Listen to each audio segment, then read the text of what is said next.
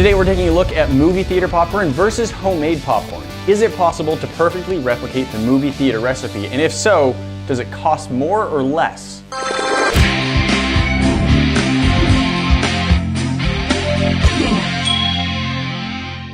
The popcorn in this bucket right here is from a movie theater. I bought it less than an hour ago, and it's quite good stuff. The goal today is to replicate this popcorn so that it looks the same, smells the same, and most importantly, tastes the same. We're gonna show you what we use to get that kind of popcorn here at home. The basic idea here is simple. By cooking good quality popcorn in the right kind of oil and adding the right kind of flavoring, you get popcorn that tastes exactly like what they serve at the movie theater. There are some important ingredients and equipment you need to get this kind of popcorn, but don't worry, none of it's very expensive. First up, of course, you're going to need some popcorn.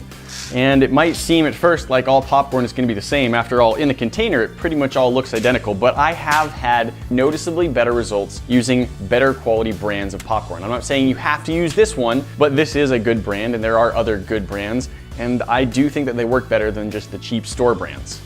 Next, we need to be able to cook our popcorn in something, and there's lots of ways to cook popcorn. You can cook it with hot air, you can cook it with oil, you can actually just cook it in the microwave as long as the dish it's in can handle being in the microwave that long. We're going to use oil to cook our popcorn, and not just any oil, we're going to be using coconut oil. And just because it adds a little bit of this delightful movie theater color, we are using coconut oil that has been dyed with beta-carotene. Beta-carotene is nothing more than a plant-based color. It's found naturally in the plants, it's extracted, and then they add it to the coconut oil so we can have this nice butter-colored popcorn. Next up is an ingredient that is pretty brand specific. This is called Flavacol. It's a powdered salt that has butter flavoring added, and this is kind of the magic. This is what gives our popcorn that movie theater butter taste. It has almost the exact same color as our coconut oil, but it doesn't transfer the color as much. So it is important that we have the color in the coconut oil if we want our popcorn to look authentic. This stuff is a really fine powder, much finer than most salt, and a little bit goes a long way. Finally, once our popcorn is popped, we have some movie theater butter oil that we pour on top of it. And this is just an oil that has a butter flavor to it. Occasionally they use some real butter in them. And this you pour on top of your popcorn if you like that extra buttery flavor and texture to it. Those are the ingredients we're going to be using, and I said that there are multiple ways to cook popcorn, but it is actually pretty important how you do it in this case. We need to cook our popcorn in the coconut oil, and we need to do it in a pot that stirs the popcorn as it cooks. This is just a thin aluminum pot, but the lid that goes onto it has a handle with a gear that goes down onto this, so as we turn the handle, it actually just spins down inside the pot. There are multiple popcorn cookers that use similar mixing techniques. Some of them are electric. You can actually buy some miniature theater-style popcorn makers that you can just put in your home theater or your living room if you like popcorn that much. This particular one uses no electricity and it's pretty cheap, which is why we're using it. To get started with a batch of popcorn, we are going to use 2 tablespoons of our coconut oil, 1/4 cup of our popcorn, and 1 teaspoon of our flavored salt. We're not going to add it all at once though. We'll start with the coconut oil, put that on the stove, heat it up, and once it's all nice and liquid, then we add the popcorn and the flavored salt.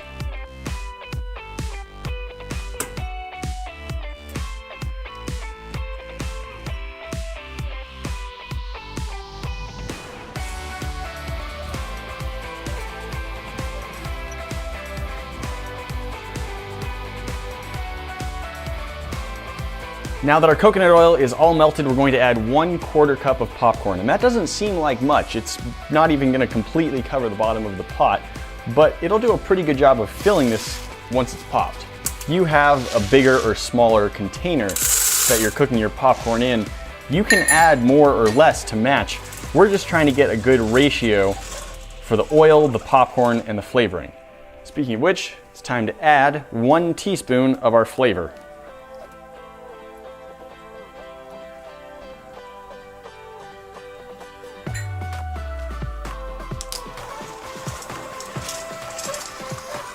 All right, things are getting hot. We're going to close the lid and stir it as it pops.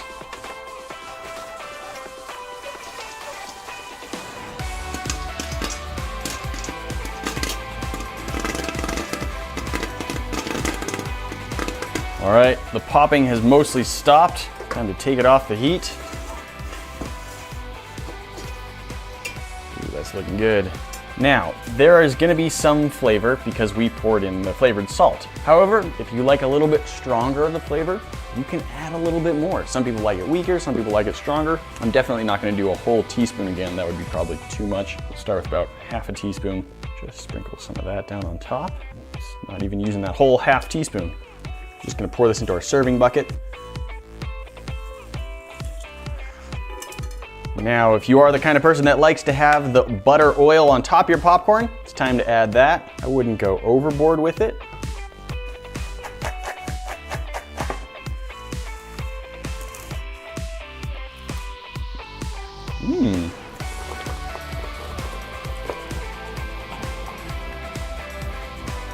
Time for our comparison test. Here we have our authentic movie theater popcorn, and here we have our home brewed movie theater popcorn. First impressions is that I think we actually have a little bit better color from the homemade popcorn. They smell pretty much the same. There's a little bit more of the smell coming off of this one. I think it's because the movie theater popcorn was popped about an hour ago at this point, whereas this was popped about 5 minutes ago. And it's still warm, so there's like some steam coming off of it, but the smell, although there's more of it from here, it does smell pretty much the same. Of course, the real test is how does it taste? Movie theater popcorn? Tastes like the artificial butter of movie theaters, which is delicious. Homebrewed popcorn. That is almost exactly the same.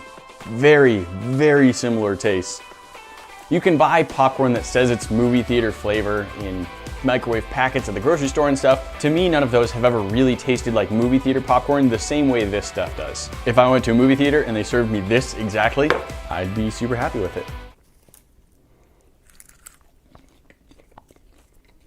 Movie theater popcorn is legendary for being expensive. This right here is probably about the smallest size popcorn you can order at a theater, at least it is at mine. And at my theater, they charge, I think it's about $6.75 for a small. Whereas using the ingredients that I did, what I popped up cost about 86 cents of materials, and that's the more expensive side. Getting these little containers costs more than if you get big containers. And if you go through popcorn a lot, maybe you've got a big family, you do movie night a lot, you definitely want to get the bigger containers, and that would bring the price down even more. This stuff is particularly cheap. It's just over $8 for this, but because you use so little, I calculate you should be able to make about 140 batches of popcorn with one of these containers. One more cool thing though, is when you buy this flavored powder, there's actually an option to get it in a pack of 3. One that is for glazed popcorn and one that is for caramel glazed popcorn. This is sort of just a sugary sweetened popcorn, and this is a really good caramel popcorn that you cook almost the exact same way as the regular popcorn. Let's whip up a batch of that and see how it looks. I really like this stuff. Now, we do need to use quite a bit more of the caramel flavoring than we do for the butter flavoring. This has sugar and caramel flavor all mixed into it. You can see it's much larger grain. It kind of looks like sand, actually. Tastes a lot better than sand, though.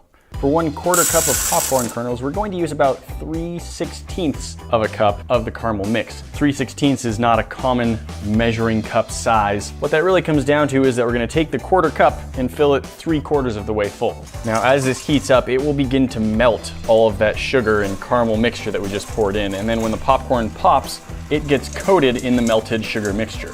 However, it is better if we leave the lid closed, so sorry. Random fact, grains of popcorn around 1,000 years old have been found in tombs in Peru. The kernels are so well preserved they can still be popped.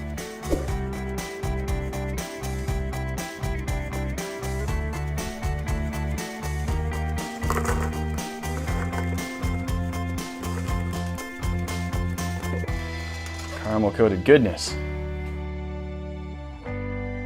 Light, crispy, crunchy, caramely popcorn goodness. It's just like you're gonna buy at a state fair or something. Super good, super easy to make. Movie theater style popcorn and caramel corn made at home. It's cheap, it's easy, and it's fast. This barely takes any longer than cooking popcorn in the microwave. Maybe 1 minute more. It's super quick, and like I've said, it makes really good popcorn. If you want to get started making movie theater style popcorn at home, check the links in the description for where to get everything you need. I wonder if you could just carry this into a theater and be like, oh yeah, I bought this a few minutes ago. I just walked outside for something. Guys, the fun doesn't end here. That box at the top will transport you directly to our last video, and you should go check that out. The other box will show you what YouTube thinks you should be watching next. And if you are not a subscriber yet, just hit this bomb in the middle to join the club. That way you'll never miss out on a video. Don't forget to ring that bell, and we'll see you in the next one. Talk to you then.